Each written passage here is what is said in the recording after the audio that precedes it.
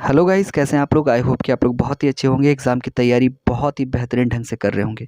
तो आज हम लोग करने वाले हैं दो important topic regarding CUET examinations और अदर कॉम्पिटिटिव एग्जामिनेशंस। पहला टॉपिक जो होगा वो महाजनपद काल से रिलेटेड होगा और दूसरा टॉपिक जो है वो बुद्धिज़्म यानी बौद्ध धर्म से रिलेटेड होगा। तो चलिए चलते हैं फटाक से अपने क्वेश्चन सेशन की ओर चलते हैं और फोकस करते हैं क्वेश्चन नंबर 1 की ओर। क्वेश्चन 1 क्या कहता है, देखिए क्वेश्चन 1 कहता है कि उज्जैनी यानी कि उज्जैन का प्राचीन काल में क्या नाम था। तो आपको पता होना चाहिए कि उज्जैनी कहिए या उज्जैन कह लीजिए, इसका प्राचीन काल में नाम अवंती था। Option number C Avanti is the right answer. चलिए आगे चलते हैं क्वेश्चन नंबर 2 की ओर। क्वेश्चन नंबर 2 कहता है कि निम्नलिखित में से कौन सा एक अन्य तीनों के समसामयिक नहीं है, यानी कि समकालीन नहीं है। तो मिलिंद ऑप्शन नंबर सी जो है वो समकालीन नहीं है। बाकी बिंबिसार, गौतम बुद्ध हो या प्रसेनजीत हो, ये तीनों ही समकालीन हैं यानी कि समसामयिक हैं। ऑप्शन नंबर 3 कहता है, क्वेश्चन नंबर 3 कहता है कि गंगाधर या गांधार कला शैली एक संश्लेषण है। गांधार कला शैली कैसा संश्लेषण है, ये आपको बताना है। तो 3 का सही आंसर हो जाएगा ऑप्शन नंबर डी, यानी कि यहाँ पे देखिए कि भारतीय तथा यूनानी कला का, भारतीय और यूनानी कला का मिक्सअप है गांधार शैली, गांधार कला। चलिए क्वेश्चन नंबर 4 की ओर चलते हैं। क्वेश्चन नंबर 4 कहता है कि ईसा पूर्व 6ठी शताब्दी में विश्व की प्रथम गणतंत्रात्मक व्यवस्था कहाँ थी। तो आपको पता होगा ईसा पूर्व 6ठी शताब्दी में सबसे पहले गणतंत्रात्मक व्यवस्था वैशाली में लागू की गई थी, यानी कि option number A Vaishali is the right answer. चलिए आगे चलते हैं क्वेश्चन नंबर 5 की ओर। क्वेश्चन नंबर 5 कहता है कि महाजनपदों में सर्वाधिक शक्तिशाली कौन सा था। तो आपको पता है कि मगध जो था वो सर्वाधिक शक्तिशाली था। मगध ही पूरे महाजनपद का निचोड़ है। मगध के बारे में मैं एक स्पेशल वीडियो लाऊंगा जिसमें मगध और उसके शासकों का एक संग्रह होगा। तो फिलहाल आप ये जान लीजिए कि ऑप्शन नंबर क्वेश्चन नंबर 5 का आंसर ऑप्शन नंबर सी होगा, यानी कि मगध इसका सही आंसर होगा। क्वेश्चन नंबर 6 देखिए कहता है कि 16 महाजनपदों की सूची उपलब्ध है। तो आपको पता होगा 16 महाजनपद की सूची जो है वो अंगुत्तर निकाय में मिलता है। ऑप्शन नंबर बी अंगुत्तर निकाय is the right answer. Question number 7 की ओर चलते हैं। क्वेश्चन नंबर 7 भी इंपॉर्टेंट है, देखिए क्या कहता है क्वेश्चन नंबर 7 कहता है प्राचीन नगर तक्षशिला निम्नलिखित में से किसके बीच स्थित था। तक्षशिला जो था ना वो किन दो नदियों के बीच में स्थित था, आपको ये बताना। तो 7 का आंसर हो जाएगा ए, यानी कि सिंधु तथा झेलम नदियों के बीच। Option number A is the right answer. चलिए आगे चलते हैं क्वेश्चन नंबर 8 की ओर। क्वेश्चन नंबर 8 कहता है कि दक्षिण भारत में स्थित एकमात्र महाजनपद था। तो आपको पता होना चाहिए कि अस्कम जो है, अस्मक जो है, अस्मक महाजनपद ओनली दक्षिण भारत में स्थित था। ऑप्शन नंबर 20 का सही आंसर हो जाएगा। नेक्स्ट क्वेश्चन नंबर 9 की ओर चलते हैं। क्वेश्चन 9 कहता है कि मगध महाजनपद की राजधानी थी। तो आपको पता होना चाहिए कि मगध की जो राजधानी थी ना वो थी गिरिब्रिज, राजगृह, जिसे वर्तमान में पाटलिपुत्र और आधुनिक काल में इसे पटना के नाम से जानते हैं। चलिए आगे चलते हैं क्वेश्चन नंबर 10 की ओर। क्वेश्चन नंबर 10 भी इंपॉर्टेंट है।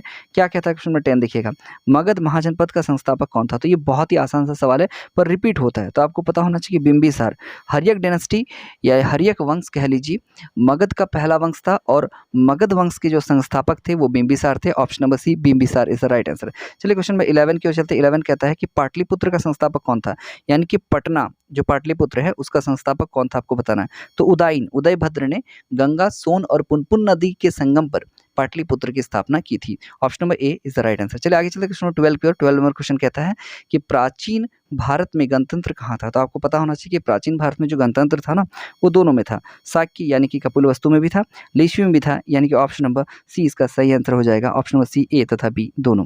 आगे चलते हैं क्वेश्चन 13 की ओर। ये मगध ये जो है ना महाजनपद काल से आपका लास्ट क्वेश्चन है।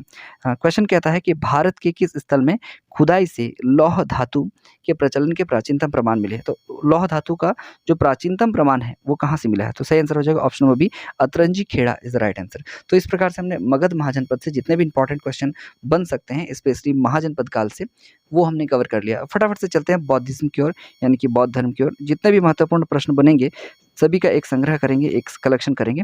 तो वीडियो पर नए हैं तो वीडियो को लाइक और शेयर करना मत भूलिएगा। इन्फॉर्मेशन अच्छी लगती है सीयूईटी के रिगार्डिंग, आपका अगर एग्ज़ाम का जो तौर तरीका है वो आसान बनता है इस चैनल से जुड़ने के बाद, तो वीडियो को ज़्यादा से ज़्यादा अपने दोस्तों में फैला दीजिएगा। क्वेश्चन 1 कहता है देखिएगा कि प्रथम बौद्ध सभा किसके शासनकाल में आयोजित हुई थी। इस प्रकार के क्वेश्चन ज़्यादा बनते हैं बुद्ध धर्म से कि भाई प्रथम बौद्ध सभा जो है वो किसके शासनकाल में आयोजित हुई थी। तो आपको पता होना चाहिए कि इसका सही आंसर हो जाएगा ऑप्शन नंबर डी, यानी कि अजातशत्रु के शासनकाल में प्रथम बौद्ध सभा आयोजित हुई थी। कब हुआ था। तो 483 ईस्वी पूर्व में ये लागू हुआ था। कहाँ पे हुआ था? तो ये आपको कमेंट सेक्शन में बताना है। आगे चलते हैं क्वेश्चन नंबर 2 की ओर। क्वेश्चन नंबर 2 कहता है कि बौद्ध धर्म की प्रचार हेतु निम्न में से किस भाषा का सर्वाधिक प्रयोग किया गया? तो बौद्ध धर्म का प्रचार जो हुआ है ना, वो सबसे ज़्यादा पाली भाषा में किया गया है। तो पाली भाषा जो थी वो बुद्ध भगवान की अपनी भाषा थी, ऐसा माना जाता है। तो बुद्ध ने भी जो सबसे ज़्यादा भाषण दिया या उपदेश दिया वो पाली भाषा में ही दिया था। चलिए आगे चलते हैं क्वेश्चन नंबर 3 को। क्वेश्चन 3 कहता है कि किस बौद्ध विद्वान ने कनिष्क का संरक्षण प्राप्त किया था? तो आपको पता होना चाहिए कि कनिष्क का संरक्षण जो है ना, वो वसुगुप्त द्वारा प्राप्त किया था। Option number D is the right answer. Question number 4 कहता है निम्नलिखित में से कौन सा सर्वप्रथम बौद्ध भिक्षु बनी? तो आपको पता होना चाहिए सबसे पहले बौद्ध भिक्षु बनने वाली जो महिला थी वो सुजाता थी, और सुजाता ने ही भगवान बुद्ध को खीर खिलाया था उपवास तोड़वाने के लिए। चलिए क्वेश्चन नंबर 5 की ओर चलते हैं। क्वेश्चन नंबर 5 भी इंपॉर्टेंट है। क्वेश्चन नंबर 5 कहता है कि किसके अनुरोध पर बुद्ध ने अपने समुदाय में भिक्षुणियों को प्रवेश दिया था? भाई पहले तो बुद्ध समुदाय में केवल भिक्षुक ही होते थे, पर किसके अनुरोध पर भिक्षुणियों को भी बुद्ध समुदाय में प्रवेश करने का मौका मिला था? तो गौतमी। गौतमी कौन थी? तो इनकी सौतेली माँ थी। इन्हें महाप्रजापति गौतमी के नाम से भी जाना जाता है, और ये पहली शिष्या भी थी, मतलब फीमेल थी जो बुद्ध की शिष्या थी, वो गौतमी ही थी। आगे चलते हैं क्वेश्चन 6 की ओर। क्वेश्चन 6 कहता है कि बौद्ध धर्म से संबद्ध अर्धगोलाकार अंत्योष्टि संबंधी टीले को क्या कहते हैं? तो अर्धगोलाकार अंत्योष्टि संबंधित जो टीला है बौद्ध धर्म से संबंधित, उसे क्या कहा जाता है? तो सही आंसर हो जाएगा ऑप्शन नंबर ए, यानी कि स्तूप कहा जाता है। Option number A stupa is the right answer. Question 7 की ओर चलते हैं। क्वेश्चन 7 क्या कहता है, ध्यान दीजिएगा। गौतम बुद्ध का जन्म, ज्ञान की प्राप्ति तथा निर्वाण प्राप्ति की घटना एक खास दिन ही घटी। वो खास दिन कौन सा था? आपको ये बताना है कि ज्ञान की प्राप्ति हो, चाहे निर्वाण की प्राप्ति हो, चाहे कह लीजिए कि गौतम बुद्ध का जन्म हुआ हो, ये सारी घटनाएँ जो है ना एक खास ही दिन में हुई थी। तो वो दिन कौन-सा था? वो ये आपको बताना है। तो वो दिन था वैशाख पूर्णिमा के दिन। Option number D Vaishakh Purnima के दिन is the right answer. Question number 8 की ओर चलते हैं। क्वेश्चन नंबर 8 कहता है कि मिलिंद पान्हो, राजा मिलिंद एक बौद्ध भिक्षु के मध्य संवाद के रूप में है। वह भिक्षु था। तो मिलिंद पान्हो में राजा मिलिंद और एक बौद्ध भिक्षु के बीच के संवाद को बताया गया है। तो वो बौद्ध भिक्षु कौन था, ये आपको बताना है। तो सही आंसर हो जाएगा ऑप्शन नंबर सी, यानी कि नागसेन वो बौद्ध भिक्षु था। Nagasena is the right answer. Question 9 question 9 कहता है कि गौतम बुद्ध ने निम्नलिखित में से किस स्थान पर अपना पहला उपदेश दिया था? तो आपको पता होना चाहिए सारनाथ में इन्होंने अपना पहला उपदेश दिया था। ऑप्शन ए इसका सही आंसर है।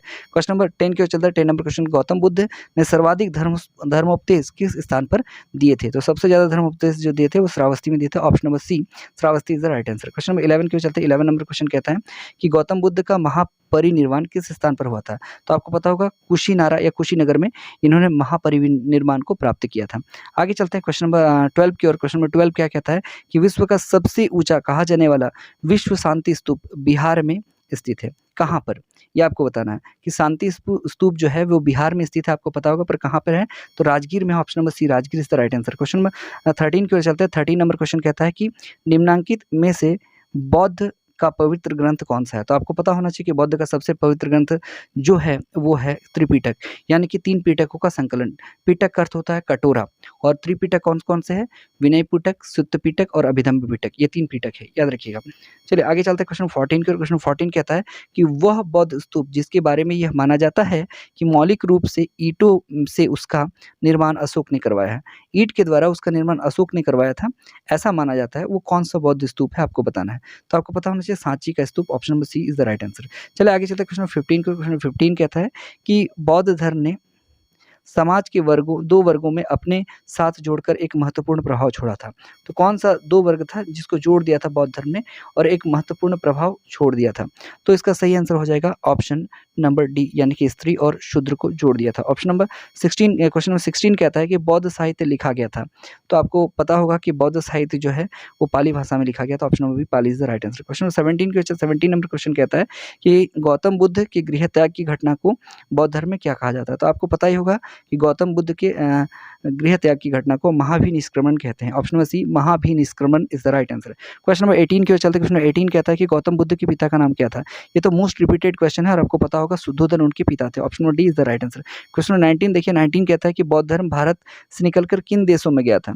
तो भारत से निकलकर जापान भी गया, चीन भी गया और कोरिया भी गया था। तो ऑप्शन नंबर डी इनमें से सभी is the right answer. Next चलते हैं क्वेश्चन नंबर 20 को। 20 नंबर क्वेश्चन कहता है कि गौतम बुद्ध का जन्म कहाँ हुआ था? तो आपको पता होना चाहिए कि गौतम बुद्ध जो थे उनका जन्म लुम्बिनी में हुआ था। Option number C Lumbini is the right answer. Question number 21 देखिए, गौतम बुद्ध ने जिस दूसरे सिद्धांत पर काफ़ी बल दिया वह है। तो गौतम बुद्ध ने जिस दूसरे सिद्धांत पर बल दिया था वह था कर्म का सिद्धांत, यानी कि कर्म करो फल खुद ब खुद मिलेगा, फल की चिंता छोड़ दो और कर्म करते रहो। हालाँकि हिंदुइज़्म में भगवद गीता में भी ऐसी बातें कही गई हैं। चलिए क्वेश्चन नंबर 22 की ओर चलते हैं। क्वेश्चन नंबर 22 कहता है कि गौतम बुद्ध का जन्म कब हुआ था? तो ये बहुत ही आसान सा सवाल है। आपको पता होना चाहिए कि गौतम बुद्ध का जो जन्म हुआ था वो 563 ईस्वी पूर्व, option number B is the right answer. Question number 24 चलते हैं। क्वेश्चन नंबर 23 के उत्तर 23 नंबर क्वेश्चन कहता है, मानव के दुखों के अंत के लिए अष्टांगिक मार्ग का प्रतिपादन किसने किया? तो आपको पता होगा अष्टांगिक मार्ग जो है वो मानव के दुखों का अंत करता है, ऐसा मानते हैं। और ये किस धर्म में मानते हैं? तो यह मानते हैं बौद्ध धर्म में, और भगवान बुद्ध ने इसका मतलब प्रतिपादन किया था। Option number B Buddha is the right answer, option number B इसका सही आंसर हो जाएगा। चलिए आगे चलते हैं क्वेश्चन नंबर 24 की ओर। क्वेश्चन नंबर 24 क्या कहता है? क्वेश्चन नंबर 24 कहता है कि स्तूप, चैत्य तथा मठ मुख्य रूप से संबंधित है। स्तूप और चैत्य और मठ किससे संबंधित है? ये आपको बताना है। तो सही आंसर हो जाएगा ऑप्शन नंबर डी, यानी कि बुद्धवाद से संबंधित है। क्वेश्चन नंबर 25 की ओर चलते हैं। क्वेश्चन नंबर 25 कहता है कि लुम्बिनी बुद्ध का जन्म स्थल था। इस बात की पुष्टि किसके शिलालेख में होती है? तो आपको पता होना चाहिए कि इस बात की जो पुष्टि करता है वो अशोक का शिलालेख करता है। Option number A Ashok is the right answer. Question number 26 कहता है कि गौतम बुद्ध के बचपन का नाम क्या था? बहुत ही सिंपल सवाल, सिद्धार्थ, ऑप्शन डी इसका सही आंसर हो जाएगा। क्वेश्चन 27 की ओर चलते हैं। 27 कहता है कि प्रथम बौद्ध संगीति का आयोजन स्थल निम्नांकित में से कहाँ पर था? तो प्रथम बौद्ध संगीति का जो आयोजन है वो किया गया था आपका ऑप्शन नंबर ए, यानी कि सप्तकर्णी गुफा राजगृह में किया गया था। ऑप्शन नंबर 20 क्वेश्चन नंबर 28 के चलते क्वेश्चन नंबर 28 कहता है कि प्रथम बौद्ध संगीति किस शासक के शासनकाल में हुई थी?